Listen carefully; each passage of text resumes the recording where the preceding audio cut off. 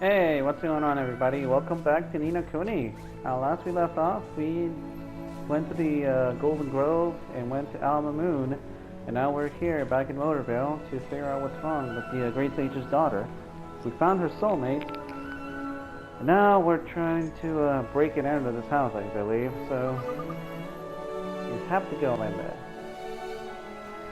But how are we going in there?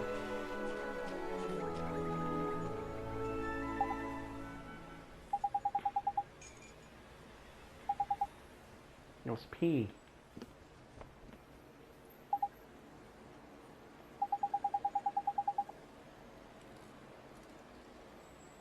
It's a damsel in distress.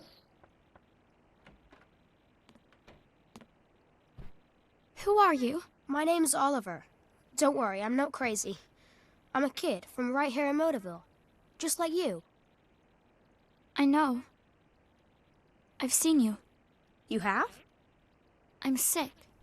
I can't leave this room. If I go outside,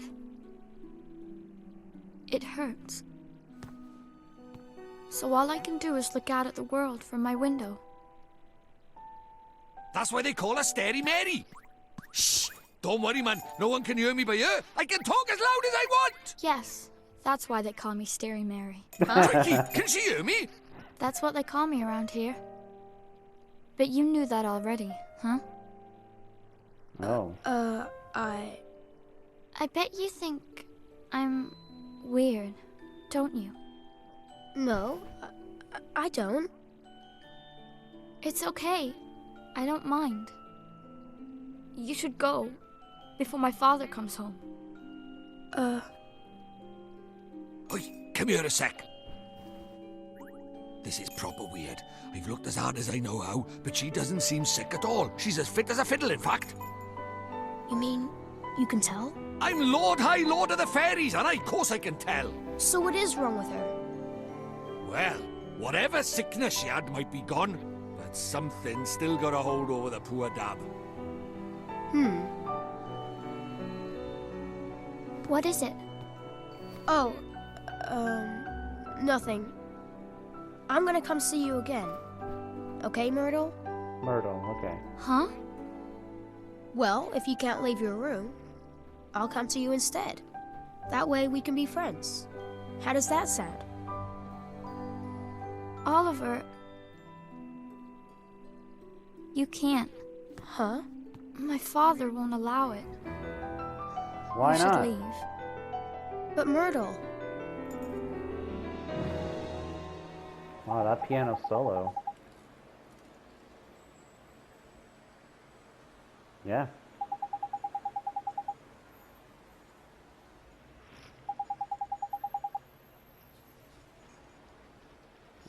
Maybe depression?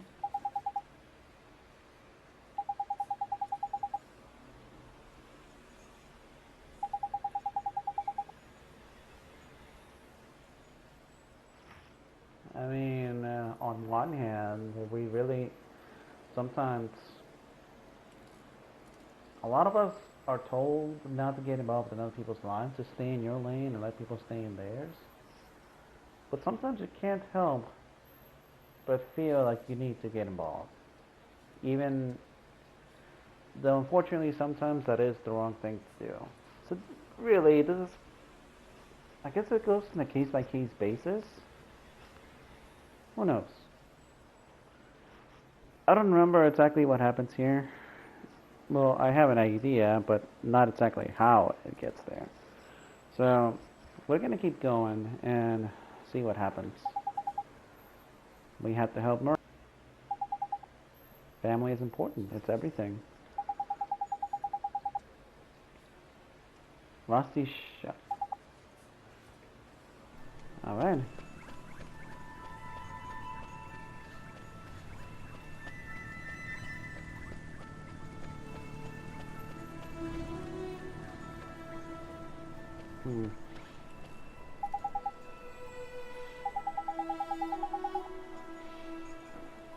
Get it ready before you go in. I keep doing that. Let's see. Well,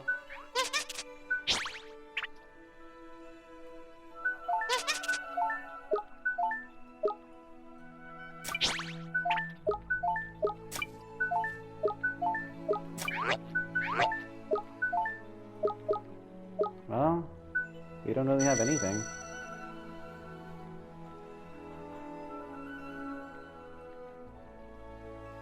Alright. Time to go in. Oh. Look at that.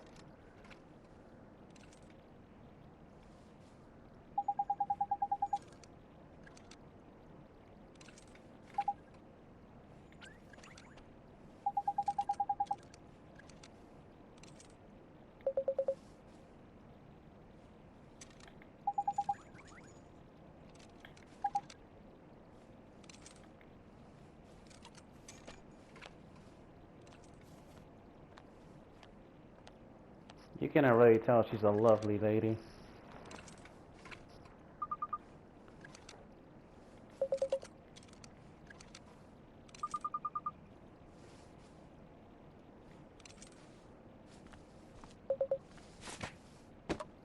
Ah. And you know, this is reality in television. Because how many kids around the world do they see their parents with the smallest things? It's usually just one side, but sometimes it's both. Like she's just look at this. She's not really demanding to explain himself. No, she's just letting this go.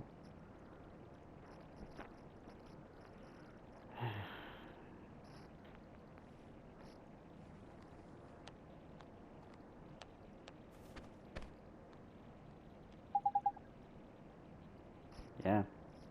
Like I said, sweet lady. Before I throw you out.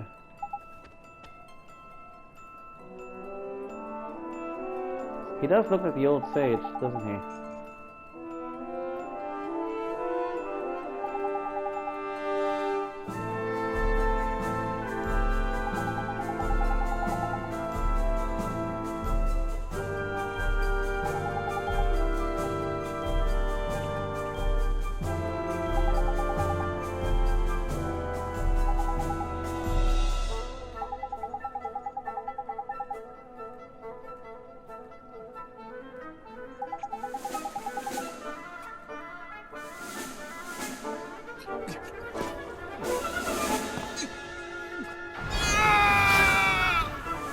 Oh boy.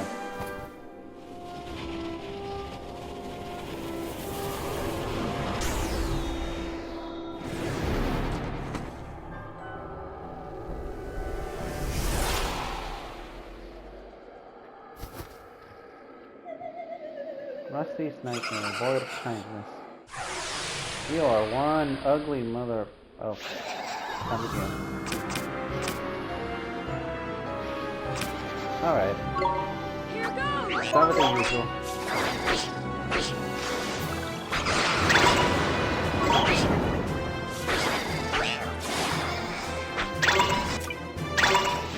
You're up, Oliver.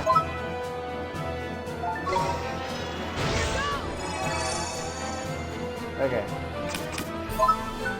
Poison be gone. Uh-oh. Right on time.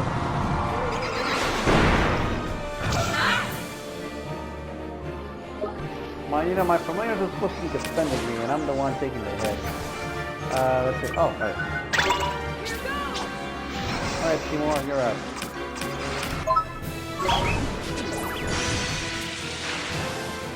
Nice.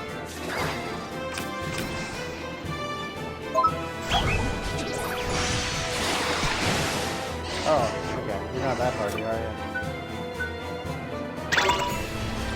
Oh, good.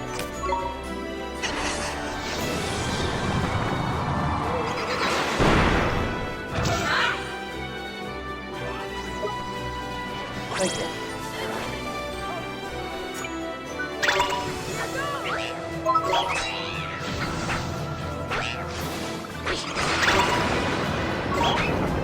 Oh boy. Poison again.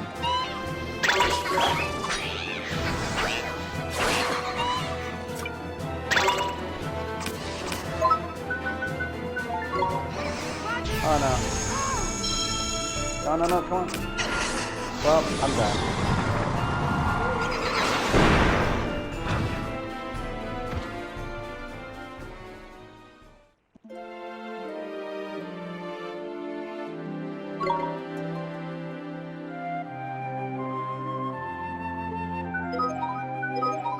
Alright. This battle is much harder than I remember.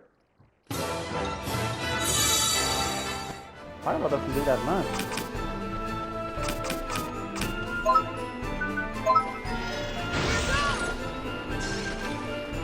Lost my charge.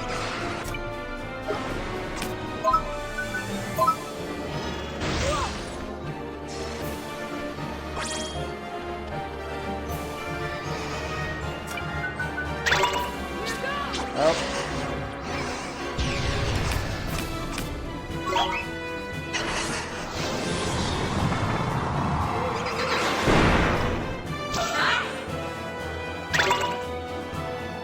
Oh wow.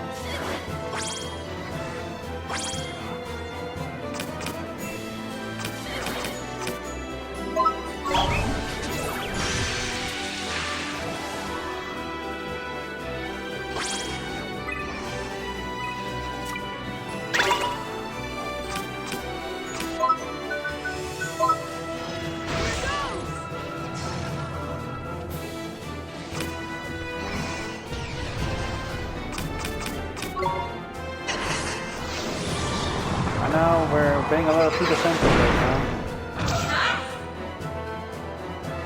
Okay. That's nice actually doing way more. Oh, come on.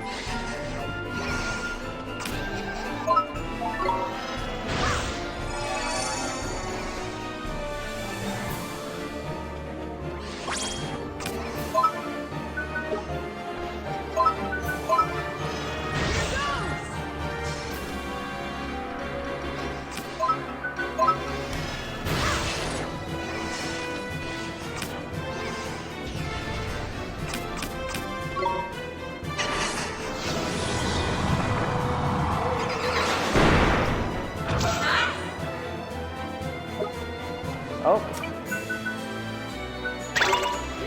Let's have a little lemur do that again.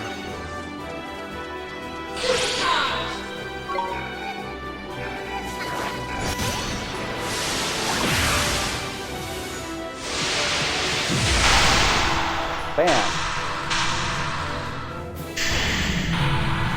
I was just waiting for that to happen. We did it!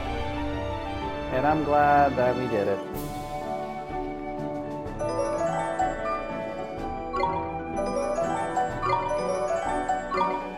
I'm definitely loving these two familiars. The Almighty did carry his weight.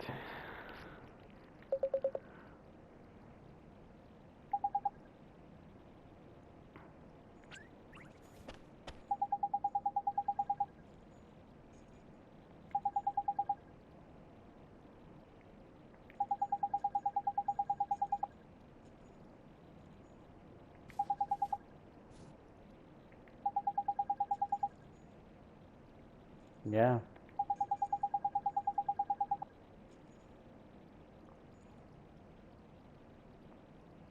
But how do you do that?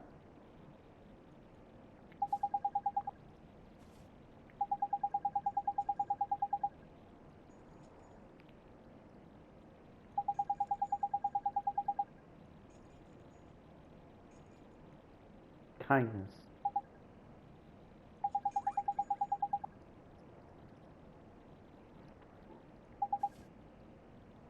His wife.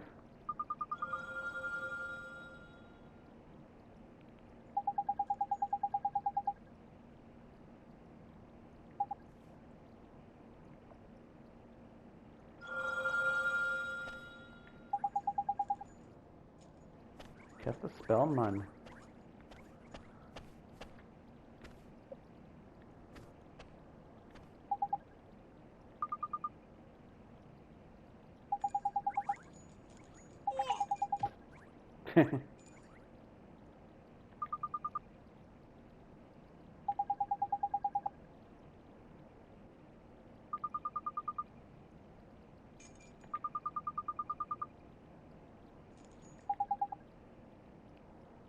wife that'll do anything for her husband, despite all he's done. Through no fault of his own, actually, from what I'm seeing.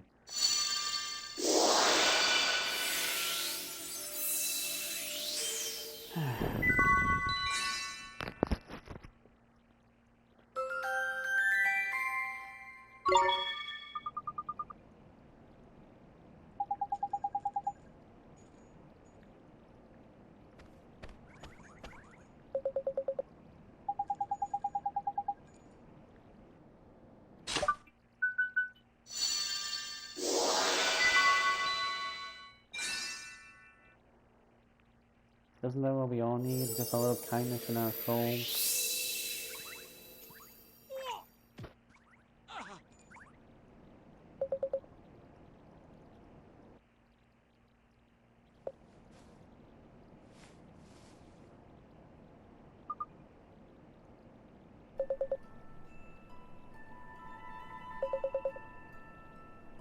Did you do something with your hair?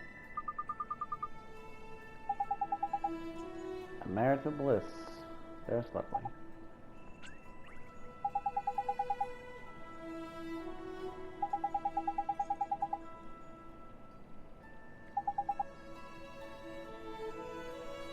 A child doesn't understand these things, but he doesn't have to.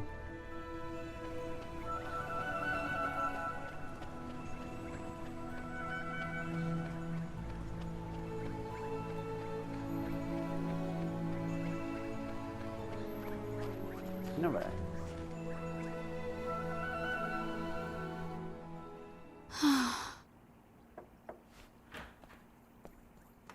Oliver, what is it? Well, If my father sees you, he'll... Myrtle, come with me. Huh? You can go outside now. You're not sick anymore. I can't, Oliver. Just thinking about going out there gives me goosebumps. Myrtle. Oh, Go on out and play, Myrtle. but... Father? Sweetheart, I'm so sorry. I don't know what happened to me. I wasn't there when you were sick, when you needed me, and I was fighting with your mother the whole time. I guess maybe the thing that was keeping you closed up in here, maybe it was me. Father? You were scared somewhere deep down that if you went away, even for a little while, your mother and I would lose the one What is thing Drippy keeping doing? us together. Oh. That we wouldn't be a family anymore. I'm right, aren't I? That's why you were. Something deep inside you wouldn't let you leave the house.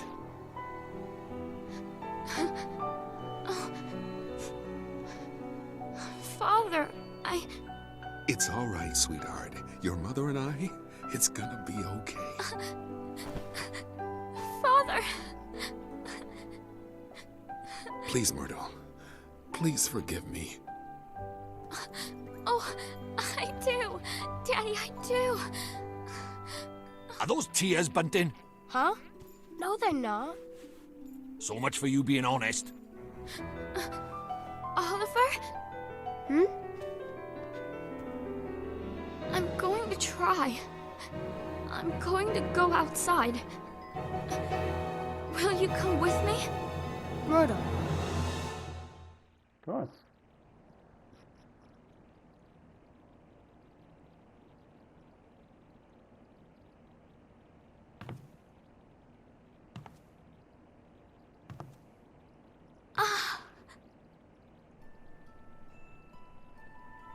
Myrtle! I did it! Oliver, I did it! I'm outside! I'm outside! Ah, that's beautiful. Oliver, thank you so much.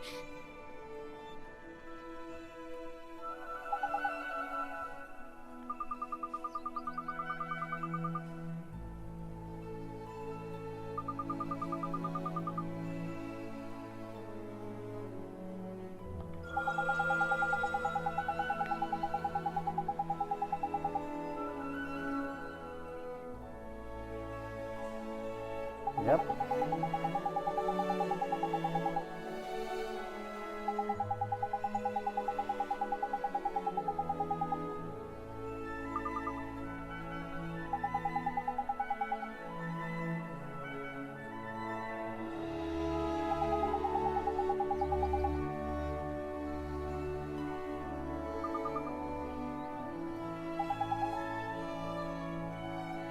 Just go up and tell her, huh?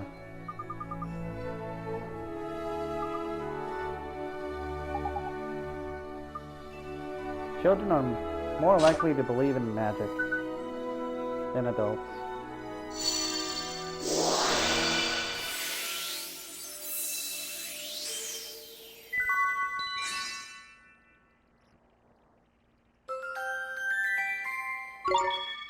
We've discovered courage and kindness in a single episode.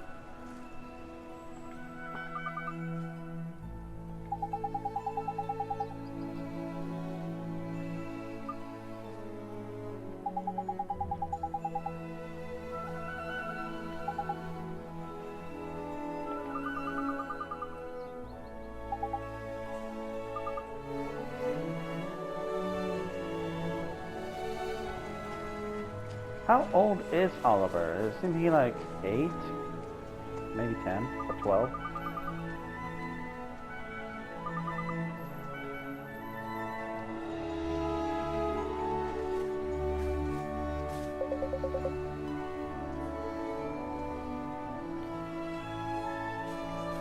Saying as long as everybody's trying to do better in the family, it can work. But I guess that's also depending on the damage. And for the record, all these little quips I'm saying, I'm not trying to sound like a wise guy or anything. This is just my take on things. I'm not always right about everything, so you don't have to listen. Anyway, now that we're done with that, let's go to the other world.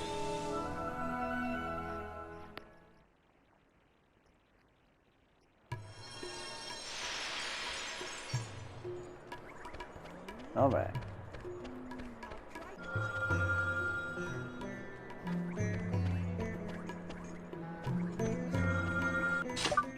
Give hearts. Nothing happens because we had to talk to her first. She knows my name.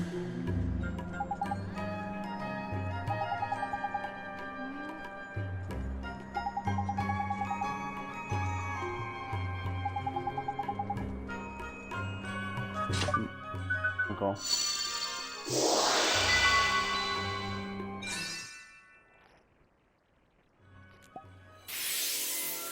Doesn't courage look like the S in SummerSlam from WWE?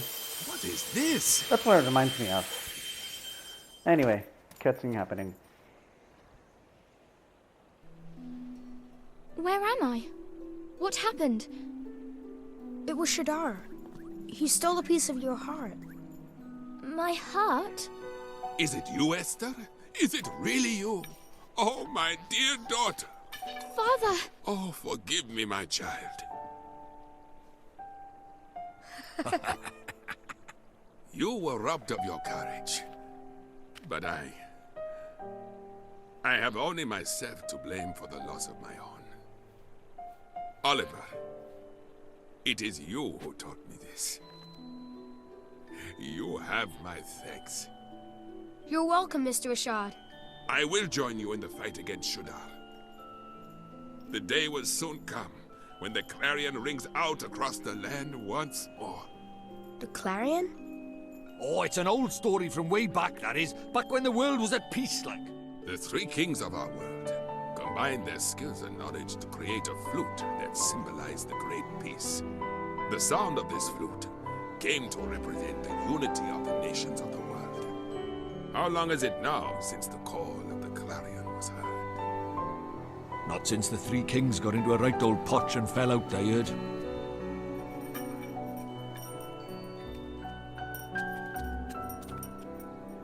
It's up to us. The clarion will ring out again, and we will be the ones to play it. Very well, daughter. Let us do our best. Let us help Oliver in his fight. Thank you so much, Mr. Rashad, sir.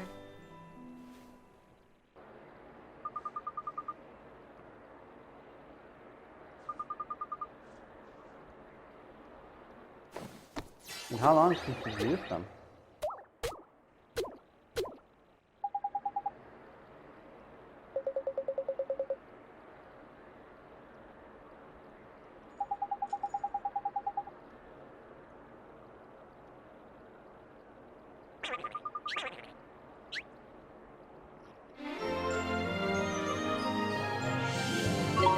Indeed they have.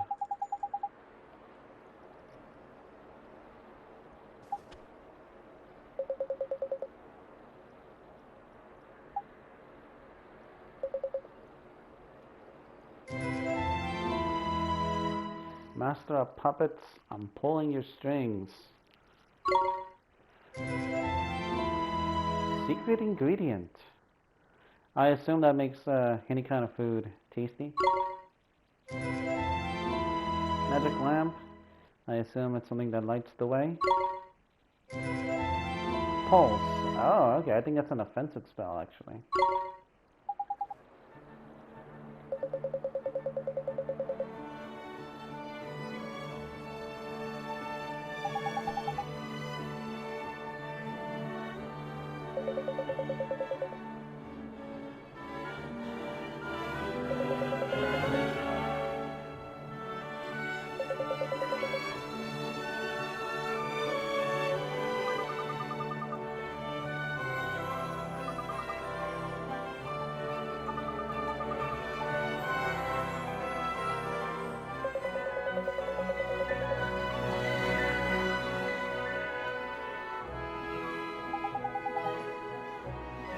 So what's the next order of business?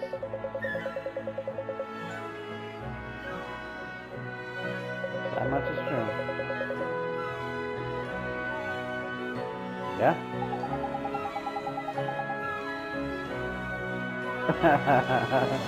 Shed load. That's a good one.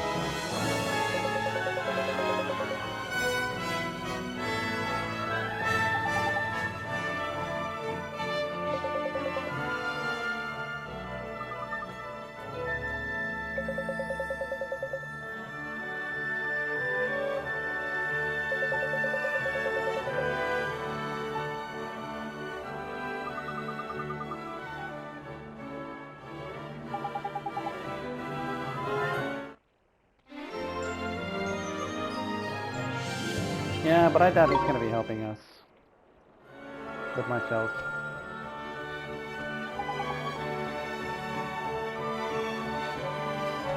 Yeah, we could probably spare the time. What time is it now?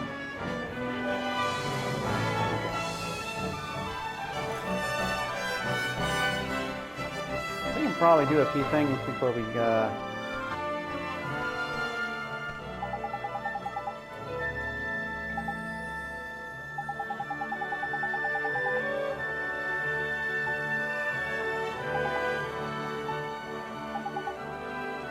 Tikka Mahala.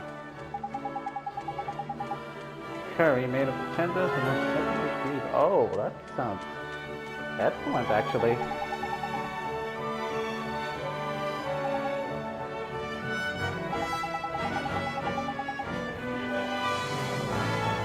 Indeed.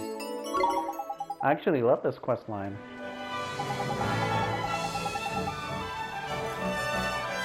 Fluffy rice, tender beef, and a pinch of Sheik's special spices.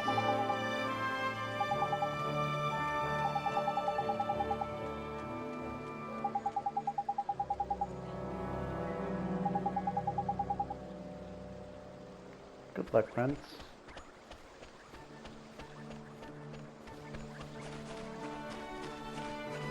Oh, it's this boy again.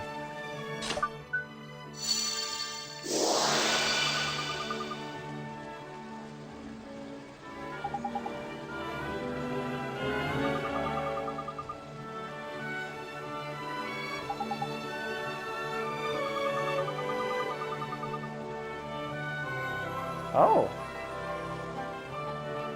Milk fountains.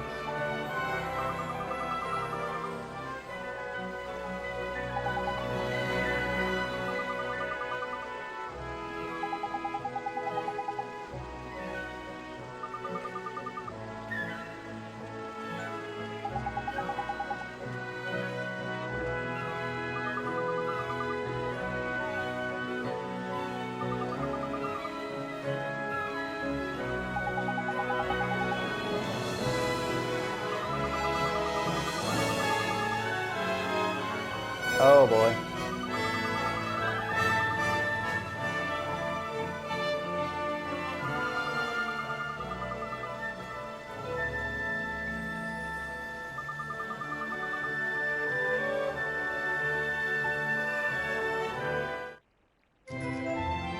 Cowardly Prince and the Lion.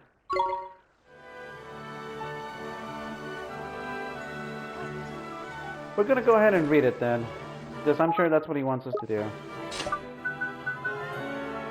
And yes, I am gonna read it out loud. Let's see, what are the stories? That's the one.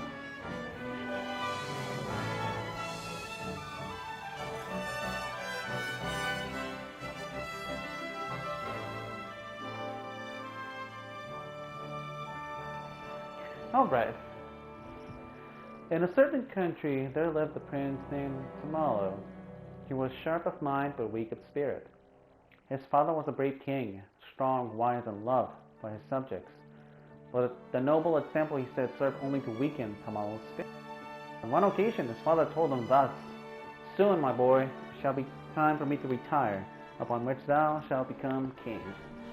While the announcement delighted the prince, it filled him also with incredible dread, for he did not have the spirit required to ascend to the throne. In his vexation, he wandered from the castle, lost in thought, whereupon he encountered a fearsome-looking lion. The prince tried to flee, but the lion caught him easily in his paw, lifted him to his gaping mouth, and swallowed him whole. At first the prince thought he was doomed, but at length he began to reconsider his position. "At least I no longer have to become king," thought the prince. After taking a deep breath, he said to the lion, "Mighty lion, I am the prince of this country, and today after tomorrow I was due to become its king. Since thou hast now swallowed me, however, thou must needs to become king instead." "King, eh?" replied the lion. "I shan't complain about that." Thereupon the prince led the lion back to the palace.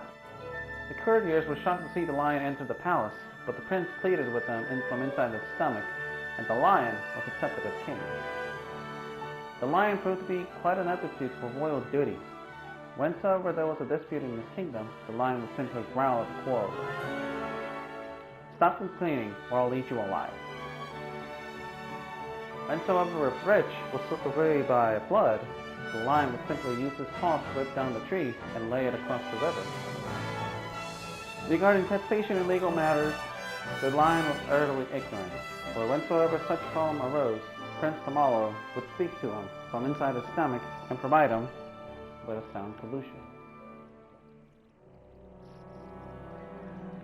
So that's a picture of him. That's a good image right there. He's actually inside the lion, not in front of him. After some time, news reached that the two dragons were ravaging the eastern and western edges of his kingdom. They were terrified and looked at their king to deliver them from this terrible evil, upon which the king announced that he should go and fight the dragons himself. But even the fearsome lion stood no chance of defeating two such terrible dragons. "My dear stomach grower," said he then, "what in the wide world should I do now?" Prince Tamalo considered the lion's question and at length provided him with a suitable scheme. The lion headed east to the part of his kingdom that was being ravaged by the larger dragon and roared in its ugly face. Turn the page. "Dragon, I shall soon slay thee. I fear thee not, for no matter how large thou art, thou shalt never devour me." "Oh ho!" scoffed the dragon. "We shall see about that." Upon which he ate the lion whole. From inside the dragon's stomach, the lion said, "Dragon, thou art now the king of this land. It is therefore thy royal duty to defeat the dragon ravaging the western part of thy kingdom." At first the dragon paid him no heed, but when the dragon witnessed him bowing down in deference, as Prince Tamalo had requested them to do beforehand, he decided to do his royal duty. Thereupon he went to the western mountains and slew the other dragon. Once the dragon had been slain, the lion commenced scratching the inside of the dragon's stomach. "Ow! it hurts, cried the dragon, rolling on the floor in agony. Have mercy, I beseech thee. To which the lion said, if thou wouldst not feel this pain, thou must promise never again to hurt the people of this kingdom. Ow! Very well, I promise, cried the dragon in reply. But the dragon was a cunning beast, and Prince Tamala knew that he would break his promise the moment the lion was out of his stomach. Therefore had the lion take out the bobbling berry that he told him to bring with him and place it inside the dragon. This berry was known to make noises that sounded like someone muttering to himself. With the babbling berry in his stomach, the dragon shan't notice when the lion escapes, thought Prince Tamala. Later that night, when the dragon was sleeping, the lion came of his gaping mouth and set off back to the palace. The dragon left the king and his subjects alone forevermore. A new king. The kingdom had been at peace for 10 years with the lion, said to Prince Tamala. Stomach dweller, it is time thou camest hence from in there. I would have thee take my place on the throne. Prince Tamala was shocked, and replied in a quivering tone, I fear that I do not have the spirit to become king. But thy judgments over the past 10 years have been unbearably wise, said the lion. That as it may be, but I am a coward, replied Prince Tamala. It was only because I was protected by a great strong lion that I could act so decisively. Yet the lion paid no heed. With a mighty sneeze, he ejected Prince Tamala from his stomach. It had been 10 years since Prince Tamala had seen the wide world outside, and he could not believe his eyes. The lion's mane was now full white, and his face was covered in wrinkles. Shut up inside the lion's stomach, Tamala had been quite unaware of it. And what's this? Oh wow. As thou canst see with thine own eyes, said the lion, I have grown old. 10 years hast thou resided in my stomach, and yet not once didst thou scratch me or cause me any pain, as I myself did to that dragon, though thou couldst have done it at any time. The courtiers and subjects of this kingdom did not accept me because I am strong. They accepted me because I had given them my all, by which I mean, thou hast given them thine. Thou art the true king of this country. Thou lackest not the spirit, I assure thee. In like manner, everyone at the palace beseeched Prince Tamala to become the king. Prince Tamala, everyone is humbly grateful for everything thou hast done. Our country needed such a king as thee. Upon hearing these words, Prince Tamala felt his courage swell up within him. As king, Tamala gave still more of himself to his country, and despite the fact that the lion had retired, he continued to live alongside the king in the. Though many countries are ruled by animals these days, in ancient times all kings were human. Indeed, the magnificent lion, about whom you have just read, was the first ever animal to be acknowledged as a king, and the world has never been the same since. I love this story.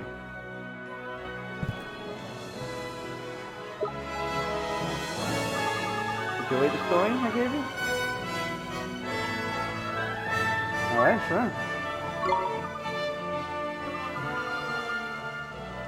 Yeah?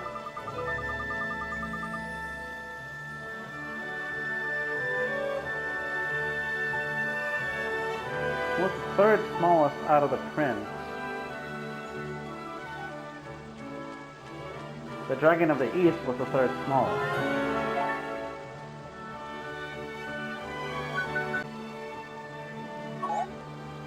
Not the right answer.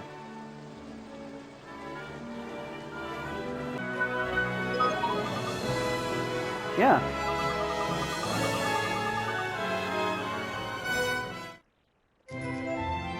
Draw poison.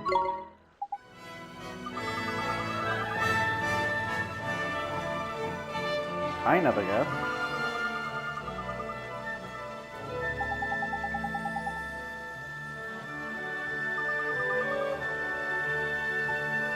You are actually older than I am.